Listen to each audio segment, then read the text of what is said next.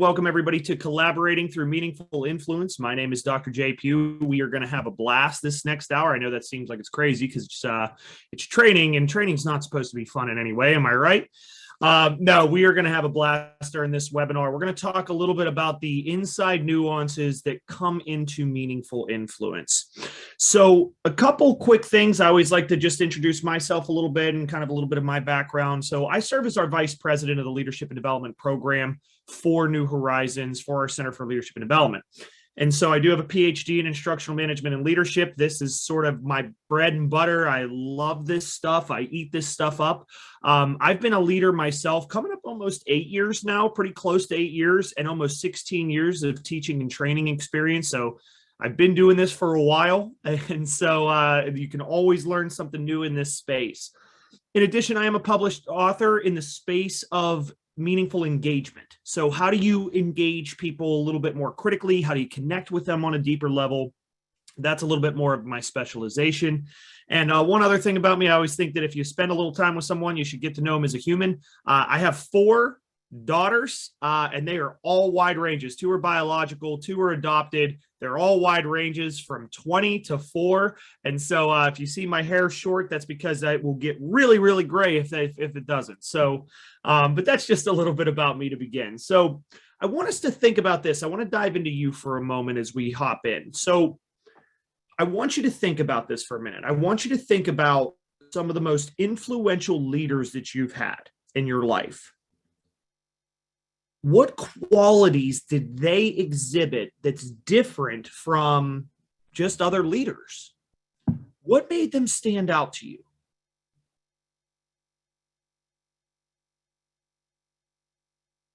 And feel free to use the chat.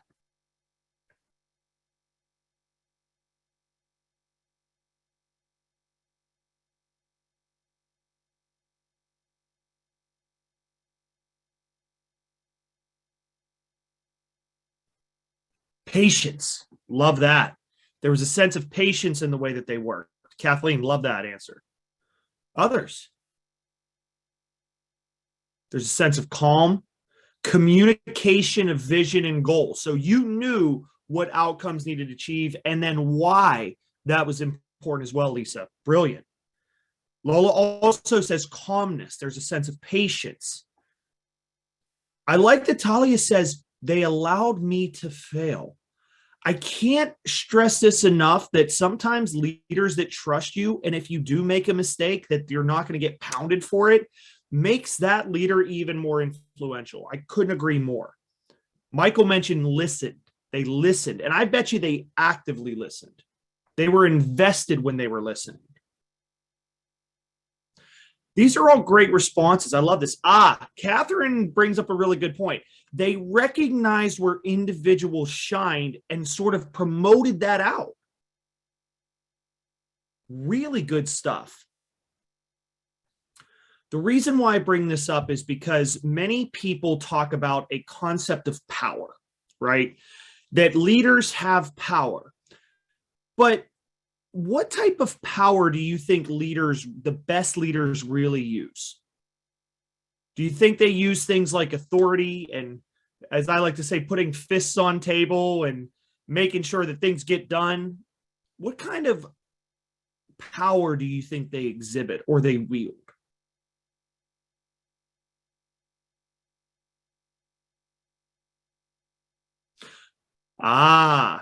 So there's a sharing of knowledge. So that's one way that power gets wielded, is that they share expertise, they share knowledge. Love that.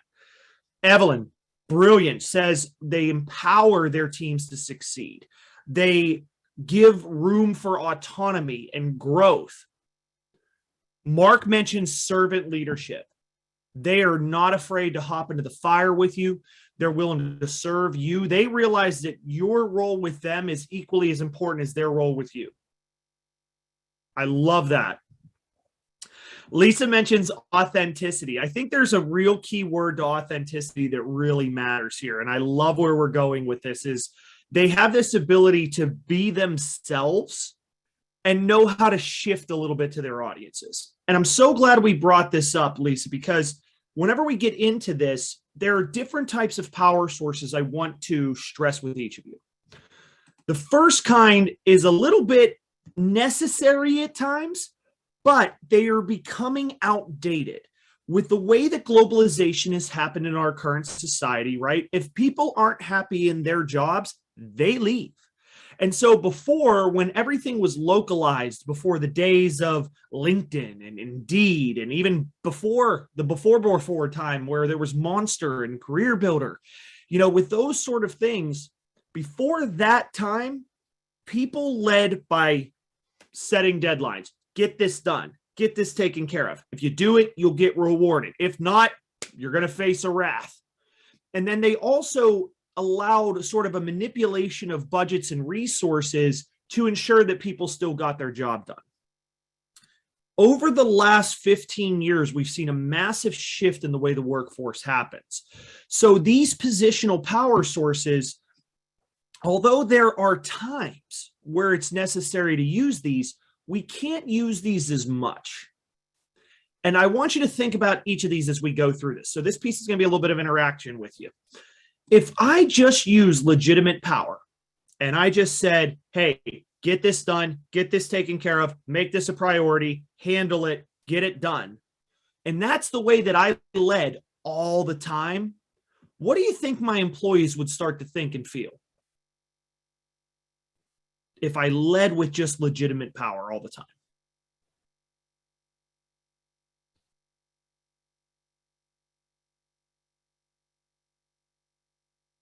There's a little bit of dictatorship. I would agree with that, Kathleen. Absolutely.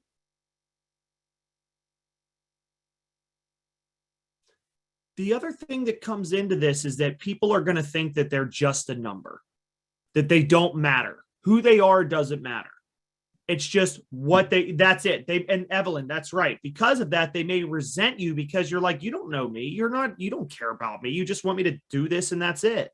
So in those cases, legitimate power, you can't lead with all the time. Are there times to where, the metaphorical poo hits the fan and you're like, hey, we got to hop in and get this done? Yes, there are certain times. So it's not that you don't use it. You just have to be very sparing. So you have to use it sparingly. The second one's reward. And I got to be honest with you, in the reaction section down at the bottom, give me a thumbs up if you like compensation and rewards.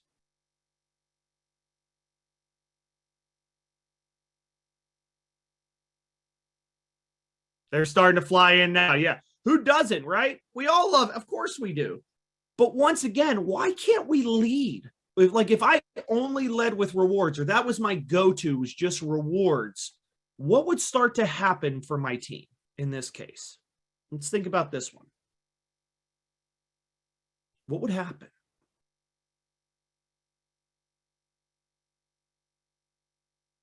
What happens if rewards are used too often? Yeah, they won't work without one. And then Catherine, Mark and Catherine love that. Number one, they won't work unless there's a reward moving forward. So it becomes an expectation. Yep, Christina read my mind right then and there. I love that. They do. They expect it now. And then what also happens, and I really love what Catherine said, is that it's an extrinsic value, that what they do is all that matters once again. Who they are as people doesn't mean anything and they'll get rewarded for just, this is what you did. So you have to be cautious of the rewards being used over time, because then people just make it an expectation. And the worst part about it is the moment that they get it pulled away, it's fire. It is anger and fire. So you have to be very cautious about overusing rewards. Once again, good to use sparingly, can't overuse it. Coercion. Coercion is a necessary evil in rare situations. I always say that this is my last go-to. This is a last resort, is coercion. I will exercise everything else as a leader that's possible before I go to coercion. And yes, occasionally there are people that do underperform, that consistently underperform. That's why there's performance improvement plans. It is the real world that we're in. And I don't go to coercion unless it is a very, very, very, very last resort. Because if you do it this way, people will leave. Coercion brings in what is called fight or flight response. So if you coerce and you poke somebody with a stick, they're either going to react back to you or they're going to disengage entirely. So that's why we can't overuse that. And the last one is resources. Now, resources, like rewards, we love resources. We love to have resources for people. But what happens, and this one's a trickier one, what happens, do you think, whenever you overuse resources as bait to influence others? What do you think starts to happen?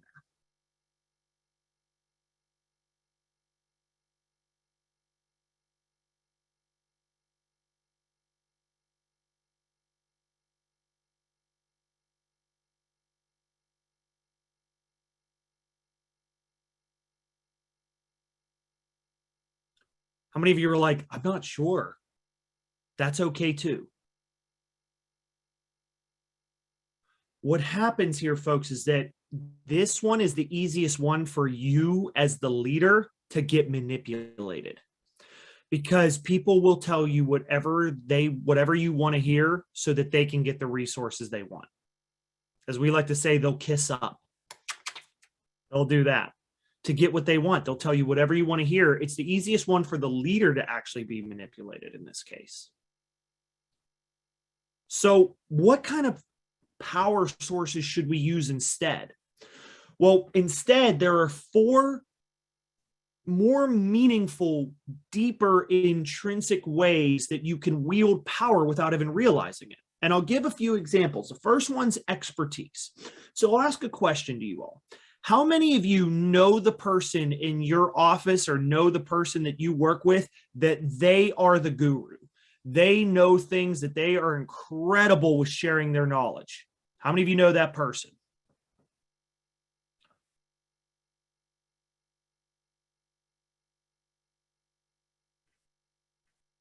Expertise is something that can always be grown, and it's something that everybody's looking for. And right, Lisa, and this is brilliant in this case, is how many of you have been that person? That's sort of your go-to. Do you know what? I serve as a subject matter expert. People come to me for expertise, and that's where I really can make meaningful influence for them. Excellent. It lasts longer. People buy into that more. So out of these top 4, I would say expertise is probably my number 2 go-to. In my role, I do serve as a subject matter expert with anything that's leadership and professional development. That is a role that I serve. I take it seriously. It is very important. I enjoy it. But that's not my go-to. My number 1 go-to that I feel like I can make the most impact for people is what is called information. How many of you know somebody that when they speak, you listen? They're captivating, they're engaging, they know how to manage the flow of information, they know what to share when and what not to share. They are excellent that when they speak, your attention is theirs. How many of you know that person? Or how many of you are that person? Information. People that are driven by informational power are people that they share a mission and you're on board. They share clear vision and clear goals and they're on board. And Christina's like, that's definitely my boss, right? That's going to be really important there. It could be, at least it could be called communication. I think that when we talk about communication, I think there's different facets to communication. One is communication could also be referent. It could be more of collaborative communication.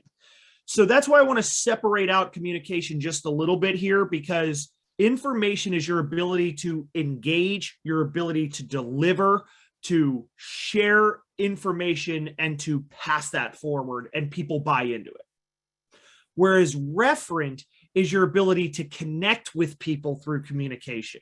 These are the people that I like to say servant leadership. I heard that before. How many of you are truly the servant leaders? You know, your job is that you build high trust relationships. You ask them about their kiddos. You get to know them as a human being. You connect with them on a human level. How many of you know that person or are that person? They are genuinely empathetic and supportive. That's going to be referent. I don't want to use the term fuzzy because I think that that doesn't do it justice. But the world needs kind people. The world needs kind people, and referent people are really good in this space. And I will tell you, even as a leader myself, I have flaws. And I will say that as a human being, I don't always get into my personal life. I don't always get to connect with people deeper. I'm a little bit more guarded, I would say at times. I'm a little bit more straightforward. So this is an area to where I do work on. I have to take cognitive effort to say, do you know what? I need to take moments to connect with people because there's certain people that crave that and need that. And that's where I need to hop in and do. So referent ability is, some people are just truly natural, empathetic people. They're very supportive and kind. I don't want to say they're the there people, like they're there. It's okay. You know, I'm here for you. You know, there are those that are just brilliant at it. And that's something I have to work on. The last one is network. And this is not necessarily about what you know, but this is who you know. This is that if I don't have answers, I know the exact resource to get you to them. I know the exact person to connect you to make sure that this occurs. I can't answer this, but I know exactly who can. And your network capability is your ability to really see the sources of information where people's strengths are. Now, what do you think the biggest difference? Why do you think that these personal power sources are more meaningful in today's workforce than positional power sources? Why do you think that is?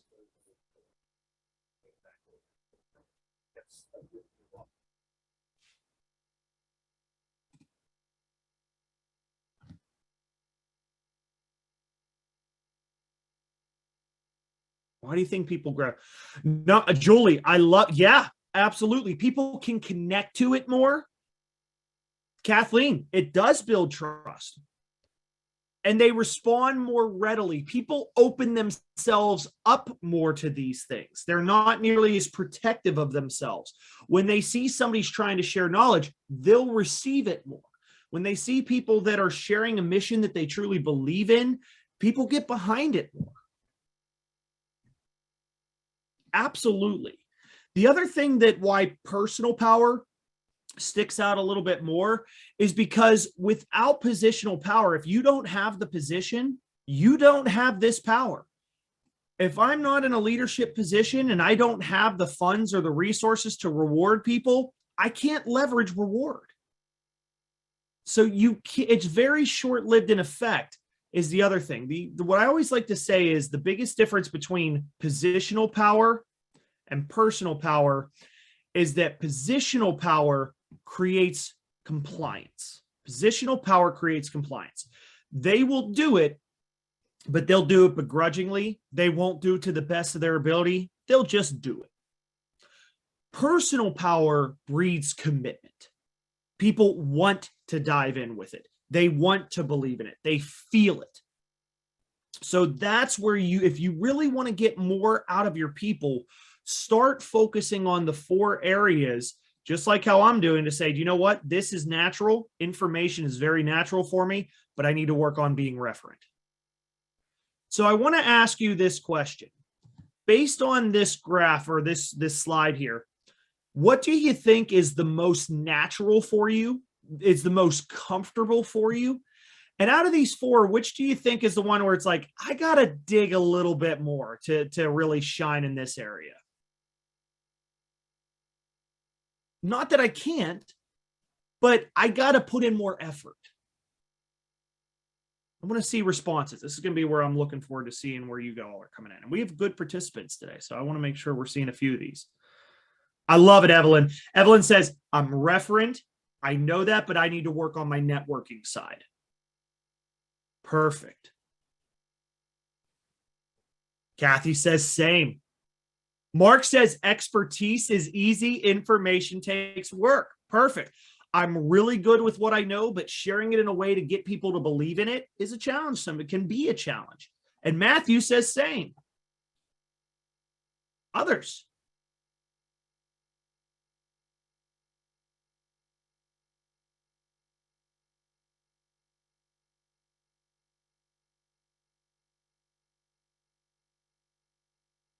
Referent need to work on information.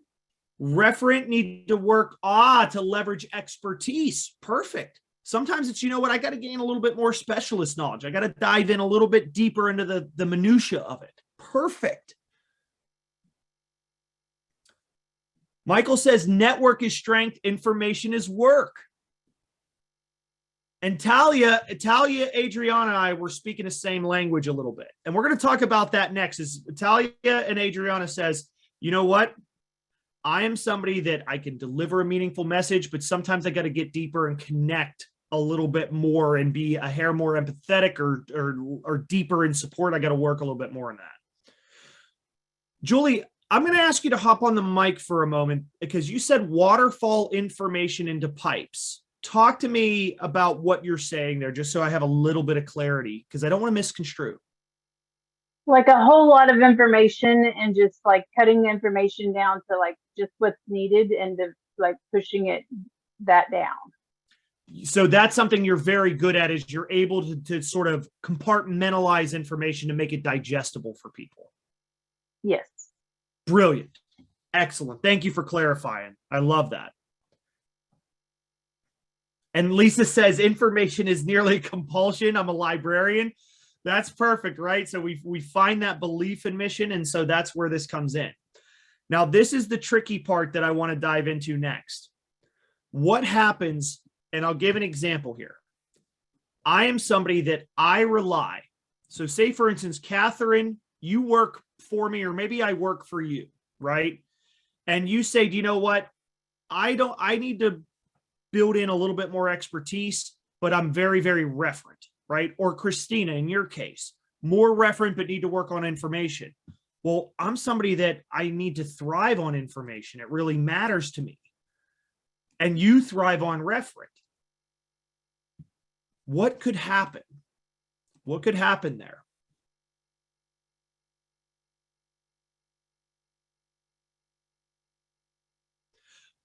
The best case scenario, and I love the positivity there, Catherine, is we do learn from each other. We do. That's a best case scenario. If we're looking to learn from each other, then we definitely do so. But there could also be potential disconnect, could there not? Because maybe in this case, and I'll give an example, worst case, Mark, is resentment, because it's one of those things that, all they care about is just what they know. See what happens? They don't care. How many of you ever heard the phrase, nobody cares how much you know until they know how much you care? Some people believe that through and through. That is like a mantra for them. And other people are like, I don't need to be your friend. I just need to know you know what you're talking about. And so that's where potential disconnect can happen. So the reason why I bring this up is because it's really important to know what you're most comfortable with, because they tie to the art of persuasion. And so Aristotle wrote rhetoric years and years and years and years and years ago. And what he found is that people technically have one area that they gravitate to, that appeals to them a little bit more. And so I'm going to break these down a little bit more for you. Ethos people are very good in the space of information and networking. That is really kind of their more go-to than anything else. Information and networking is their big go-to. They are driven in credibility, right? They're driven in credibility. And so when we bring this up, when we have information and networking, what they thrive on is what we call believe language. It is believe language. And you'll listen to them. They'll say, well, I believe that if we do this, then we'll see a better outcome. Or I believe, right? And Julie, you're absolutely right. They take an altruistic approach. They really look to the mission first. That is why information is so important for them, because they know not just what information to share, but why it really means something in the grand scheme of things. They are believers of purpose. What matters most to them and what appeals most to them is purpose. They are info driven, network driven. They see the bigger picture. So if you said, you know what, information is probably my go-to and I really have that, how many of you would agree that, yeah, you're in this for the mission, you believe in purpose? See, Talia is like, and see how it goes, nailed it? It's almost like you're doing this psychological study. It's crazy, right? But it's neat. It's like, yeah, absolutely. I'm a purpose person. I believe in missions. I'm a mission-driven person. That's why I do what I do. Excuse me. The second person, the second profile that really appeals to people are pathos people. And these are referent. Now, I don't like to use the term emotional that, oh, there's tears and things like that. That's not what I mean by emotional. It means that you appeal to their human nature. You appeal to them as human beings. This is where care comes into play. This is where empathy comes into play. This is where, you know what? I'll give a good example here. How many of you have ever tried to fix maybe your spouse's problem, and that's not what they needed at all? They just wanted you to listen. Anybody ever been there? That's where referent people live. People that appeal to referent capability. It can matter from, and I don't like to bring in this sort of the whole stereotype, and I'll give examples, is that I know somebody in my organization that is female, and she is nothing, and it's nothing against her. She is very much like me. She's an information person, pathos and being referent. She doesn't let her guard down very often. And that's important for her. So it is, but it is one of those things. I like where Julie says this, is that, yeah, for them, pathos language is what we call feel language. They're feelers. They feel something. They have to feel it to move with it. So in this case, what matters most to them are people. If they don't know how it impacts the people they work with or the clients they help, it doesn't necessarily matter to them as much. How many of you are like, that one, that ding, ding, ding, that one's me. I can feel that one.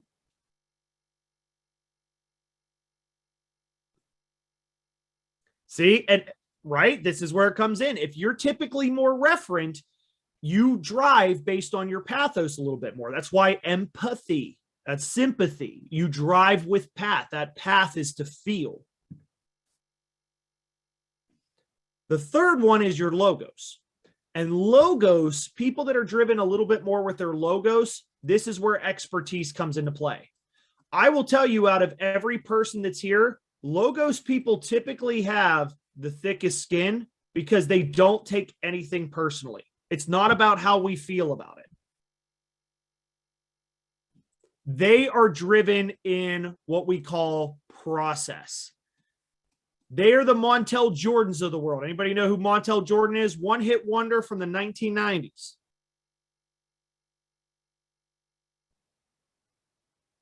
This is how we do it. This is how we do it. For them, it's about what we know. They are very much driven in know language. What do we know? They drive themselves in facts. They drive themselves in evidence. They drive themselves in process. How many, and that's why expertise matters. How many of you are like, yep, that one's me. I get that one.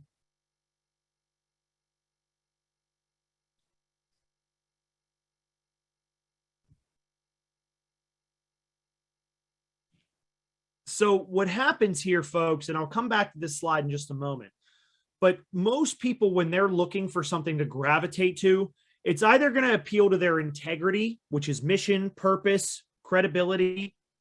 It's going to either appeal to their emotions, which is humanity.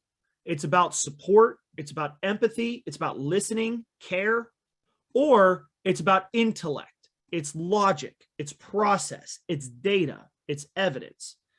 Now, I want you to think about this for a minute, and I'm going to go back to this slide. I think there's one thing that Aristotle, and I'm not going to ever knock Aristotle, but I think the way that humanity's evolved is that how many of you are thinking to yourself, well, I have all three of these. I have all three.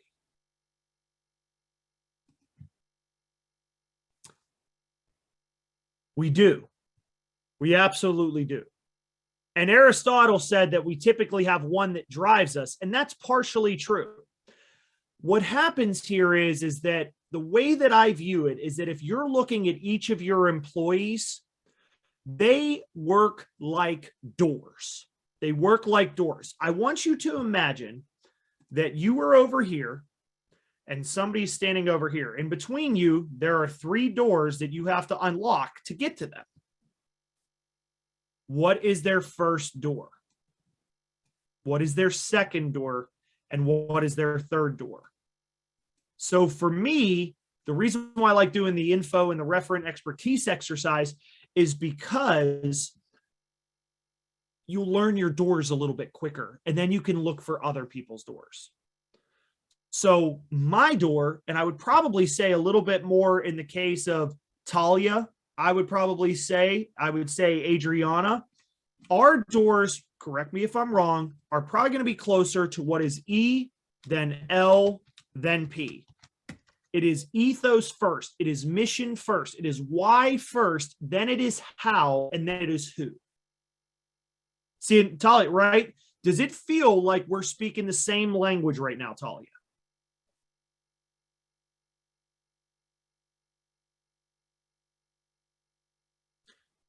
See how this works, folks? When you pay attention to people's doors, you connect to them faster. You get influence faster. Right? And she's not a plant. This first time, I'm telling you, I wish I knew the organization you were with. I've never met Talia ever, so this is definitely where that is. And Lisa, you nailed it. You nailed it. You nailed it. You nailed it. This is the art of influence, folks, is about meeting people where they are.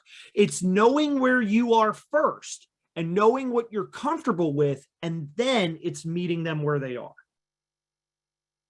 So if you are connecting to me, if you tell me how you feel about something first, I'm not going to buy in. I'm not going to collaborate as quickly. But if you tell me why the mission matters and you start with believe language, I'll listen. I'll buy in. But I have somebody that I work with, and her name is Sonia, and she is our senior leadership and development advisor. And she's somebody that drives with her pathos first. So when I meet her where she is more of a P-E-L. She's more of a P-E-L. She's somebody that focuses more on how is this going to help somebody first. I don't want to get into anything about logic until I know that this is going to help somebody. So she's a P-E-L. So I have to shift. I have to be more referent. I have to dig deeper to do so. And Sonia is on the call with us, so she is our plant for the moment. but Sonia, that's a case in her case is that it is, and it is, Julie, it is. It's a lot of understanding what it is that's like. I don't want to say your body type, but it almost is your physiological makeup, and then meeting them there. I have somebody on our team also that is very, very logos driven. He's a fellow leader like I am. He's one of our sales leaders, and he is driven so much in what you know first. If you don't have any sort of knowledge or expertise, he doesn't listen. And sometimes he may get viewed a little bit like a robot, but he's not. He really isn't. He does care about people, but he has to know you know what you're talking about first. He has to know that, or he doesn't trust it. So that is an LEP, right? And there are different types that go into this. And so that's why if you're really curious about, well, where do I sit on this? Go back to what your easiest is and what your toughest is. So what do you think your doors are? What do you think your doors are?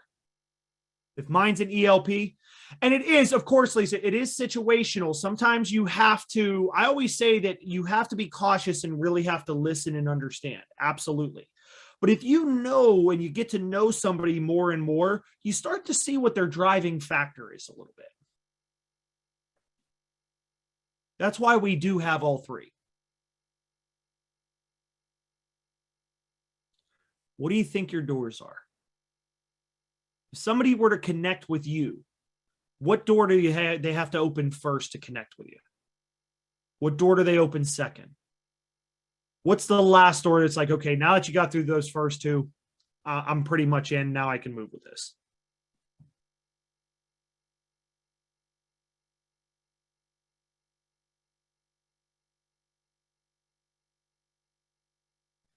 See some, and look, this is where this comes in. I'm seeing PEL. I love it. EPL, absolutely. It could be ethos, then pathos. And then look, we'll get to a process, but if we know why this matters and who this helps, we'll figure out a process. Matthew says PEL and Kathy says LEP. So this is, and Michael says LEP. And so the reason why I like this is now that you're seeing that people are different, which we already know. I like that, Julie, right?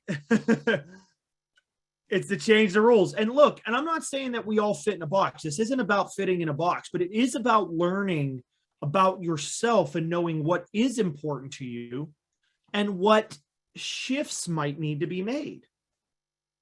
Christina says PLE, and I love this because with PLE, what it is that they will lead with their feelings and they immediately verify with logic. They will feel a certain way and they will go right to the process to validate or dispute that feeling. And LPEs do the exact opposite. They'll start with logic and then they'll slow themselves down and go, hold on a sec. Is this really what we need to do to help somebody? So there's each of these that we pay attention to. Now that you've done that with yourself, we're going to do a little activity. I want you to think of one person. So you have defined your doors, right? That you've defined which ones are most comfortable. So if you're like, hey, I'm an ELP, just as I did with Sonia in this case, and I know Sonia is more of a PEL, I want you to think of who the other person is. What is their door? What are their doors? Think of one person, and I want you to think of what their doors are. Once you have it, give me the thumbs up in the reactions. Go down to the reaction section at the bottom of your screen. You might have to click more than reactions, but give me a thumbs up once you know that person.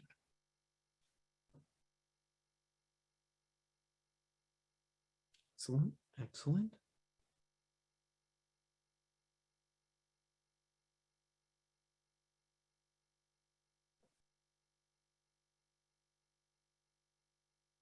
Perfect.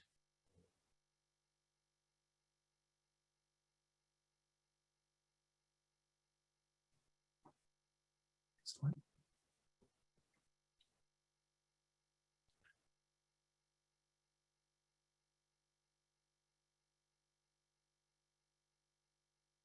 Got about half the group. I'll give everybody another minute or so.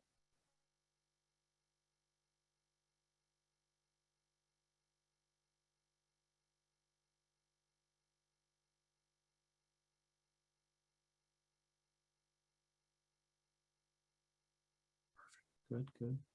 A few more come in. What are their doors?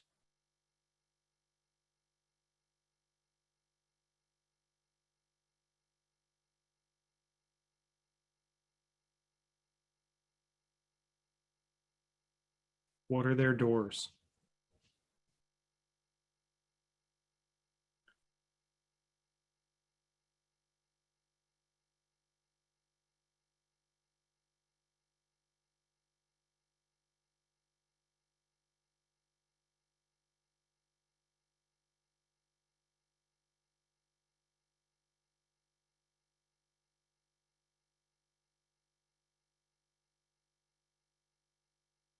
Once you have their doors, type them in the chat. What are their doors?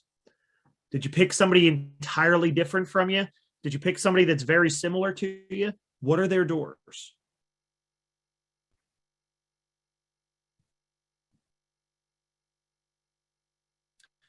Ah, so we're seeing some shifts. Seeing some shifts.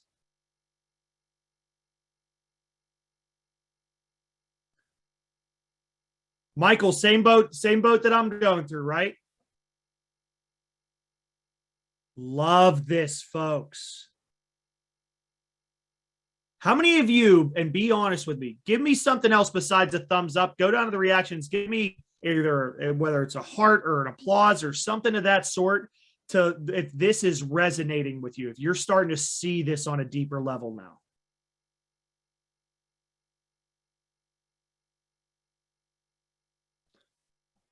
Who's going, isn't this cool how this works? It's so neat how this works. And the thing is that the more that you practice this, the more that you become so much more socially aware of, do you know what? This is a person I need to connect with here. This is a person that I need to make a shift here. This person speaks my language. You want to know one of the key tricks? I'll give you one of my deepest, darkest secrets. Ready for deep, dark secret? You got to lean into the screen a little bit. I can't see you, but I'm going to have you lean in for a moment. If you really want to find out, the next time that they ask you or they come to you with a problem, ask them what they need from you. And I'll give an example. I had somebody on my team that was frustrated about something, and I was getting to know them still, so I was still working through it. And somebody said, I need to talk to you. I said, yeah, let's hop on a Teams call. They hop on a Teams call. First thing I did was I cut them off. Now, don't do it rudely, do it very nicely. And I said, hey, before we begin, what do you need from me? Do you need advice? Do you need a fix? Do you need to just vent this one out? I give them those three options. What do you need from me? And they'll tell you. They'll say, oh no, I don't want you to fix anything here. I just need to get this off my chest. Okay. They're driving more with their pathos. They just want to vent it out. Don't give a solution. Don't give a fix. Just listen. Or what they'll say is, do you know what? I need to pick your brain about something. They're seeking your expertise. They're seeking expertise. Or they may say, do you know what? I need some advice on this one. I need to soundboard something off of you. If they need to soundboard or need advice, they're banking on your credibility. They're banking on your ethos. Ask them. I will tell you, and where I learned this, believe it or not, is with my wife. I'm not joking. Because you know how many times that I've had advice or I have ideas that I want to share and say, hey, I think if we do this, or I believe if we do this, and do you know how many times she goes, that's not what I asked for. So then I started asking, hey, before we dive in, and it is situational sometimes. Sometimes she does want to pick my brain. Sometimes she does, but most times I'll ask her and say, hey, what do you need from me? Do you need advice? Do you need a fix? Do you need to just vent this one out? Most times when she's frustrated, she just wants to vent it out. That's where you'll find out. How many of you are like, I never even thought to ask how people want to be listened to? You'll get all the answers you're looking for. Now, this is what I'll say, folks. It's pretty cool how this works. And so if you are trying to build trust with each of these, for ethos people, if you're trying, at least, right, it is. Julie, I think so, but I think honestly with teenagers, there's obviously, and I've had one already, and I have a preteen coming in. I think it does to a degree, but I think it's something that they might not be able to articulate it as well. So you really have to pay closer attention. That's a great question. So for ethos people, if you're trying to connect with them on a little bit of a deeper level, model expectations. They need to see practicing what you preach. Practicing what you preach is everything to an ethos, to somebody that's driven more by their ethos. Follow through on promises. If you say you're going to do what you're going to say, do what you say what you mean and mean what you say. Follow through on what you're going to do. Demonstrate effectiveness. And what effectiveness means is show them you've done your due diligence. Show them you've done not just your homework, but you've thought out the why behind it. If you make a mistake, own it. Ownership and accountability is everything to somebody that drives based on that. If you don't own a mistake, ethos people will not trust you. And Julie, yes, you will. It'll be sent out afterward. Yep. And so this is recorded as well. Yep. And you have to trust people. People that are ethos driven, they're not always the most collaborative. They're not somebody of like, oh, well, let's go ahead and hop in this together. They're very much of, I trust you. I trust you. And they want you to trust them. That's for ethos. For pathos, ask them for their input first. Ask for their feedback. Ask first. Before you dive into any solution, ask them what they think or feel first. Don't check up. If you micromanage a pathos person, they will get angry.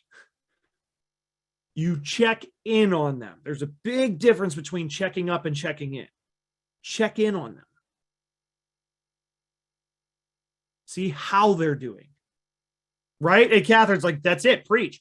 This works, folks. It's crazy, but it works. You have to truly demonstrate active listening, which means if you're listening to somebody, don't multitask with a pathos person. Show them you're invested when you're listening. Listen with your whole body. If you make a mistake, it's not about ownership. It is about remorse. They want to know you feel sorry, that you actually feel sorry about it, that you know you might have hurt someone. They want to see remorse. And they are very much in the space of collaboration and teamwork. They like to send you things and get your feedback on it. They love to talk out things and work through solutions together. They are extremely collaborative. So make time for them. And for logos, they're the exact opposite. Logos is much more about accuracy. Make sure that you know what you're talking about and there is evidence to back it up, that it is truly accurate. When you deliver information, be brief, be concise. Do you know what logos people love more than anything else? Bullet points. Do not write paragraphs and emails. How many of you are like, oh, preach, Dr. J? Brevity is everything.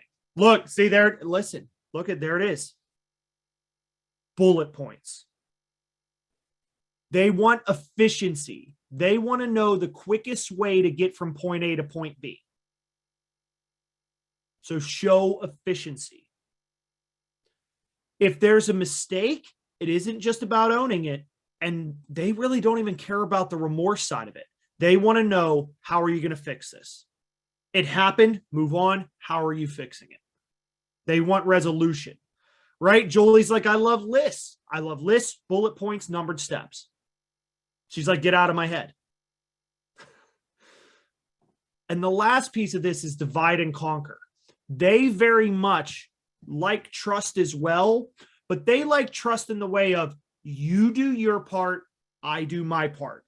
I don't want to say it's like, don't move my cheese, but don't move my cheese. I will work on my stuff. You work on your stuff. They are divide and conquer folks. Pretty neat, folks. Now, before we dive into any sort of Q&A, I want you to know that this is only a 50-minute segment of a 2-day workshop we do called Extending Your Sphere of Influence. So if you really like this, we dive even deeper into this stuff. We go even deeper. We go further into how to really influence, how to get buy-in, how to get meaningful persuasion, how to create mutual benefit. The other thing is that we've been doing this since 2001. We've been doing virtual since 2001. We've been doing this well before the COVID era. And all of our facilitators, they not only teach virtually, they do face-to-face.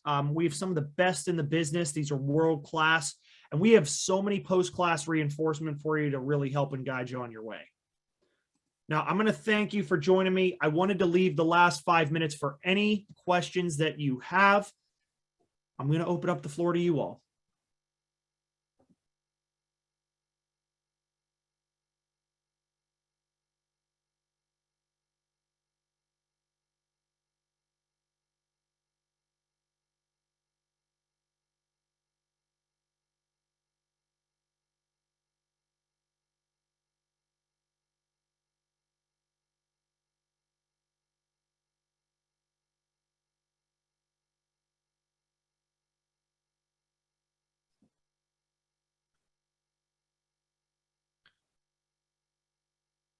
And if you don't have questions, tell me thanks, or said, just as they're saying, it was a fun webinar. I really enjoyed this. So Talia, we do a lot of DISC assessments where we're really rolling out DISC in the second half of the year. And so we are working with DISC profiles and really understanding blends. And that is a big thing to where you can have that as a part of either a la carte, or you can have it as part of its own workshop if you wanted to.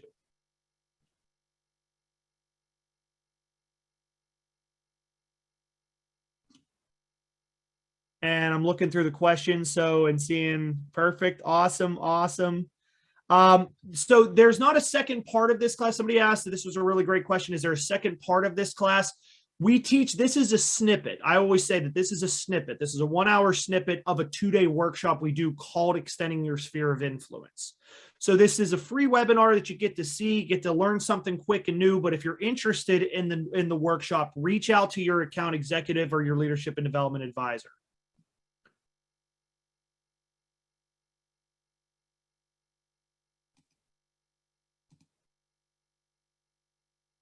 Michael, great question. What's your thought on a 2-day workshop, virtual versus in person? I think that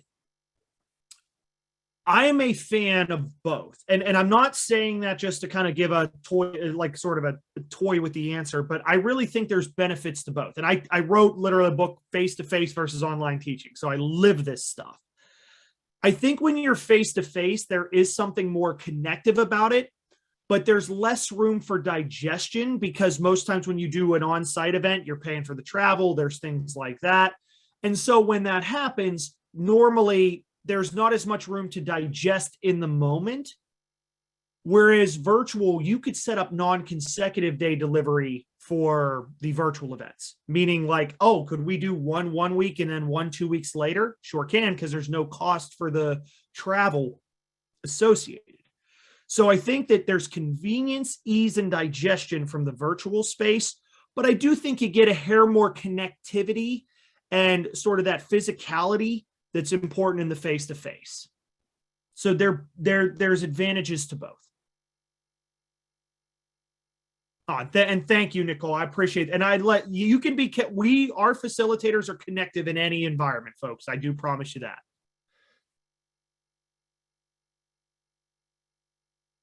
All right.